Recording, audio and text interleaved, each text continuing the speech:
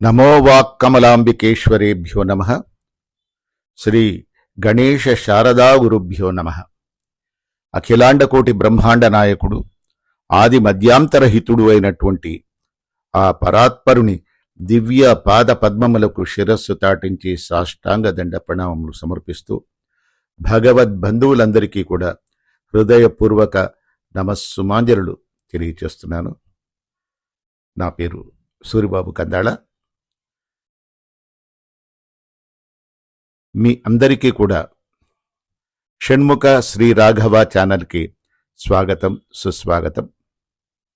ఈరోజు మనం విష్ణు సహస్రనామ గాథావళి పుస్తకం నుండి 11వ నామాన్ని మనం కథగా చెప్పుకోబోతున్నాం.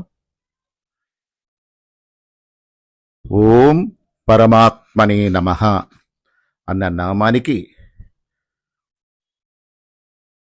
ఆత్మ విరహిత పరమాత్మ అన్న ఒక కథని శ్రీ విఎన్ కరుణాకరన్ గారు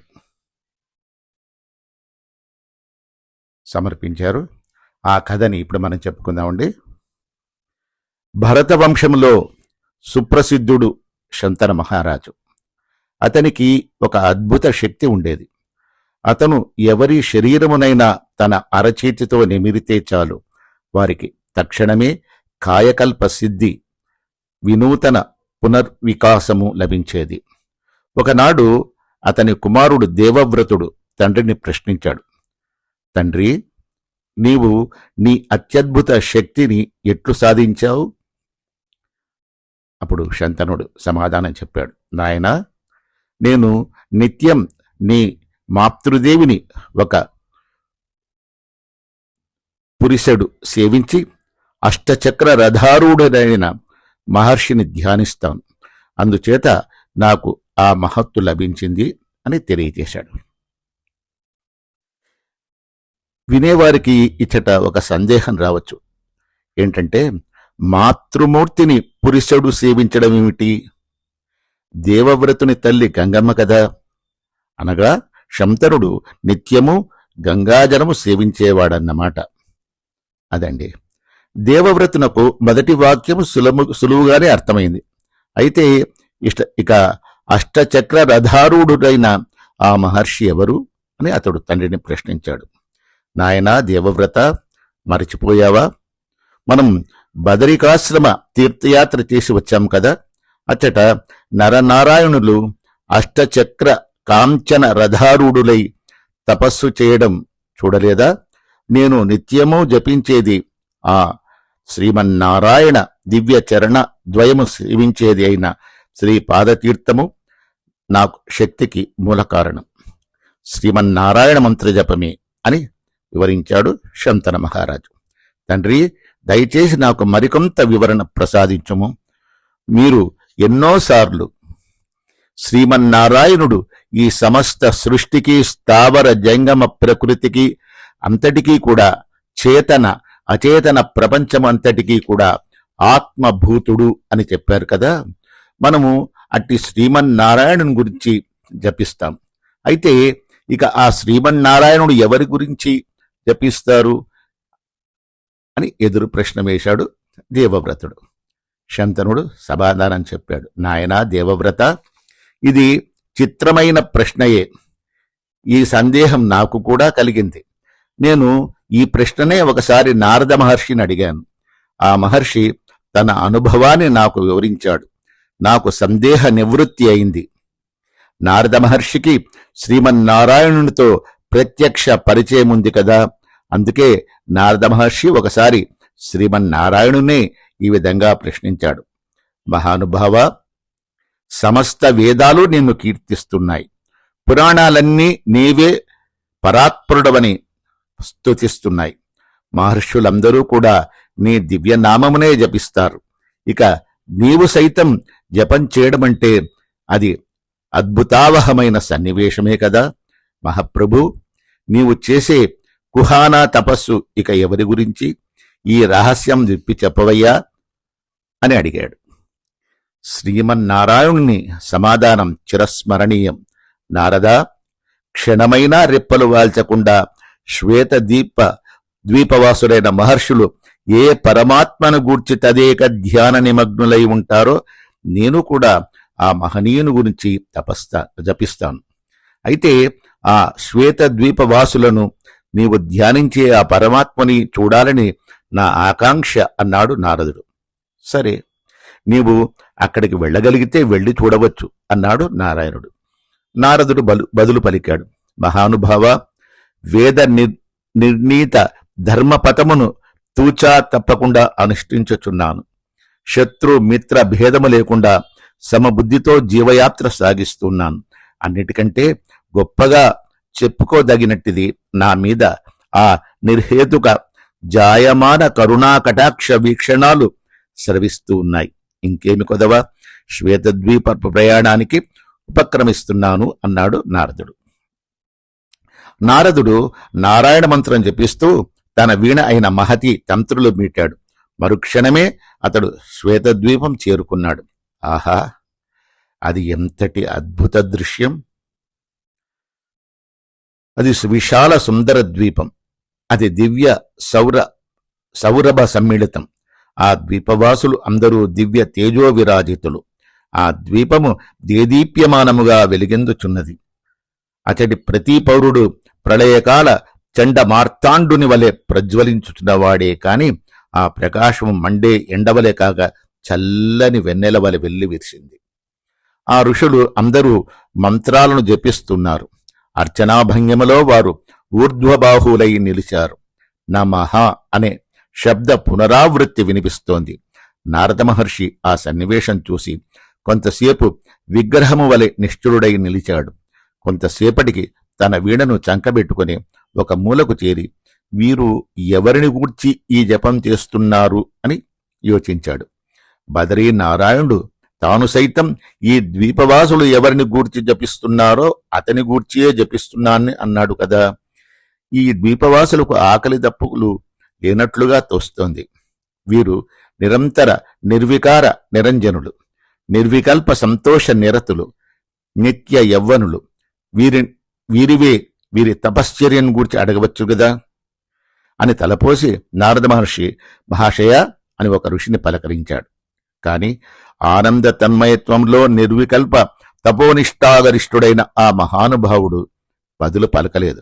ఇక వేరు మార్గం లేదని ఎంచి నారద మహర్షి తన దివ్య దృష్టిని సారించాడు. అతడు శ్రీమన్నారాయణుణ్ణి ప్రార్థించాడు. ఆ ప్రార్థనా గద్య మహాభారతం శాంతి పర్వంలో మోక్షధర్మం 332వ అధ్యాయంలో ఉంది. ఆంగ్ల అనువాదం ప్రతాపచంద్రరాయ్ గారిది. ఆధ్యాత్మిక వాంగ్మయంలో ఎన్నో ఆర్వాచిన గద్యాలకు ఈ నారద గద్య వరవడి తీర్చిదిద్దింది. ఈ శ్వేతద్వీపవాసులు జపించే దేవదేవుని సాక్షాత్కారం నాకు లభించుగాక అనేది ఈ నారదుని యొక్క గద్య సార అనుగ్రహం. అప్పుడు నారదునకు శ్రీమన్నారాయణుడు విశ్వరూప దర్శనం అనుగ్రహించాడు. అనేక శతసహస్ర శీర్షములు, శతసహస్ర నేత్రములు, శతసహస్ర బాహువులు, అసంఖ్యాక రూప వికల్పములు అష్టచక్ర రథారూఢునిలో లీనమైపోయాయి. నారదుని కన్నులకు మిరుమిట్లు గొలిపి వెలుగుందాయి. శ్వేతద్వీపవాసులు జపించేది ఆ శ్రీమన్నారాయణమూర్తినే. మరి ఆ శ్రీమన్నారాయణు జపించేది తన మూర్తినే అన్నమాట. శ్రీమన్నారాయణుడు చిరునవ్వులు చెందిస్తూ నాయనా నారదా, అందరూ అన్ని ఆత్మలకు అన్ని భూతాలకు అంతర్యామి అయిన ఆ పరమాత్మనే అర్చించాలి. ఇక ఆ పరమాత్మ ధ్యానించవలసి వచ్చిన వేరే పరమాత్మ ఎక్కడ లభిస్తాడు? ఒక విధంగా చూస్తే పరమాత్మ ఆత్మ విరహిత పరమాత్మ అని చెప్పవలసి వస్తుంది. అందుచేతనే అతనికి పరమాత్మ అనే వ్యపదేశం ఏర్పడింది. అతడు సర్వభూతాంతర్యామి, అతనికి వేరే అంతర్యామి ఎవరూ లేరు అని నారదునకు ఉపదేశించారు. నారదుడు నారాయణ సందేశం పులకాంకుర ప్రకారాలతో విని ఆనందించాడు. భగవత్ తత్వం, అవతార విశేషాలు, దివ్య కళ్యాణ గుణగణాలు అన్నీ అతనికి అవగతమయ్యాయి. నారదా, నా సంపూర్ణ సాక్షాత్కారం పొందగలవారు ఎవరూ లేరు. నీ తండ్రి అయిన బ్రహ్మదేవును కూడా అది ఆజ్ఞేయం. నీ చిత్తశుద్ధి, నీ భక్తి ప్రపత్తి, జిజ్ఞాస వలన నీకు లభించింది అని ఆనతిచ్చాడు. శ్రీమన్నారాయణుడు అదృశ్యమైపోయాడు. నారద మహర్షి బదరికాశ్రమంకు తిరిగి వచ్చి అష్టచక్ర రథారూఢుడైన తపస్సు చేస్తున్న నారాయణమూర్తికి చరణయుగళికి నమస్కరించాడు. అచటనే చిరకాలం ఉండి తపస్సు చేశాడు. దేవవ్రతుడు ఎట్లు భీష్ముడిగా సుప్రసిద్ధుడై చిరకాలము జీవించిన కథ అందరికీ తెలిసినదే కదా. భీష్ముడు అంపశయ్యపై ఉన్నప్పుడు తన ముందు మనవళ్ళు యుధిష్ఠిరునకు శ్రీకృష్ణ పరమాత్మ సన్నిధిలో ఈ గాథ వివరించి చెప్పాడు. అప్పుడు భీష్ముడు శ్రీకృష్ణుని మధ్య వెల్లివిరిసిన ముసిముసి నవ్వులు వ్యాఖ్యాన విరపేక్షకములు కదా. మీలో ఎవరైనా సమస్తమైన ఆత్మలకు, భూతములకు ఆత్మభూతుడైన ఆ పరమాత్మని ధ్యానించాలనే, ఆ పరాత్పరుని ధ్యానించాలనే అభిలాష ఏర్పడినట్లయితే ఓం పరమాత్మనే నమః అని జపించండి. నిరుక్తి ఈ భావాన్ని సంగ్రహ వ్యాఖ్యాన రూపంలో ఏన భూతాన్యాత్మావంతి నాయ మన్యేన చాత్మవాన్ అతోహ్యాత్మేశ్వరాత్వాచ్చ పరమాత్మ ప్రకీర్తితః అని వివరించింది. పరోపదాస్య విముక్తిని గోరి ఎవరైనా సొంత వ్యాపారం ఆరంభించాలని ఆశించేవారు ఓం పరమాత్మనే నమః అని విజయ సంప్రాప్తికై జపించవచ్చు. ఓం పరమాత్మనే నమః. ఇక్కడ ఇంతటితో ఈ నామం యొక్క సంపూర్ణ జ్ఞానాన్ని మనం పొందామనుకుంటాను. ఒక భక్తుడి యొక్క అనుభవాన్ని నేను మీకు ఇప్పుడు తెలియజేస్తాను. నా పేరు కృష్ణారెడ్డి. ఈ చిలుకూరి బాలాజీ స్వామి వారి అనుగ్రహం వలన నేను క్యాస్ట్ అకౌంటెంట్ అయ్యాను. నేను 17 సంవత్సరాల నుండి పరీక్షలు రాస్తూ ఉన్నాను. ప్రశ్నాపత్రం చూస్తే అన్నీ చదివినవే. వ్రాసిన ప్రతిసారి ఈసారి పూర్తవుతుంది అనుకునేవాడిని. కానీ పూర్తి కాలేదు. కష్టమనిపిస్తే ఎప్పుడో మానేసేవాడిని. కానీ అలా అనిపించలేదు. అందువలననే ఇన్ని సంవత్సరాలు వ్రాశాను. ఆఖరికి ఆశలు వదులుకున్నాను. ఎన్ని దేవాలయాలకో వెళ్ళి ఎన్నో మొక్కులు మొక్కుకున్నాను. ఆఖరికి దేవుని మీద నమ్మకం కూడా పోయింది. దేవాలయానికి వెళ్ళటము, ఇంటి దగ్గర పూజలు చేయటము మానేశాను. దేవుడు ఉన్నాడు, అనుగ్రహిస్తాడు అనుకోవడం అంతా భ్రమ అనుకున్నాను. మా బావమరిది చిలుకూరు బాలాజీ స్వామి గురించి చెప్పి వెళ్ళిరమ్మన్నారు. కానీ నాకు నమ్మకం లేదు. కొన్నాళ్ల తర్వాత ఆఖరి ప్రయత్నంగా సరే వెళ్ళి చూద్దాము అని వచ్చి ప్రదక్షిణలు చేసి వెళ్ళాను. తర్వాత సంవత్సరానికి పూర్తయింది. అంతా స్వామి అనుగ్రహం వలన పూర్తయింది. 3 వారిన జీవితం చిగురించినట్లయింది. నేను నా జీవితమంతా ప్రదక్షిణాలు చేసుకుంటూ దర్శించుకునే భాగ్యం ప్రసాదించమని ఆ పరమాత్మని కోరుకున్నాను. ఆ స్వామి అనుగ్రహం వలన సంవత్సరానికి ఒకసారి జీవితమంతా ప్రదక్షిణాలు చేయాలని నిర్ణయించుకున్నాను. ప్రదక్షిణాలు చేస్తూనే ఉన్నాను. ఇది ఒక భక్తుడి అనుభవం. అఖిలాండ కోటి బ్రహ్మాండ నాయకుడైనటువంటి ఆ వెంకటేశ్వర స్వామి ఆ భక్తుని అనుగ్రహించిన విధానం అద్భుతంగా వివరించారు ఈ రచయిత విఎస్ కరుణాకరన్ గారు. మరి ఉంటారండి. జై శ్రీమన్నారాయణ.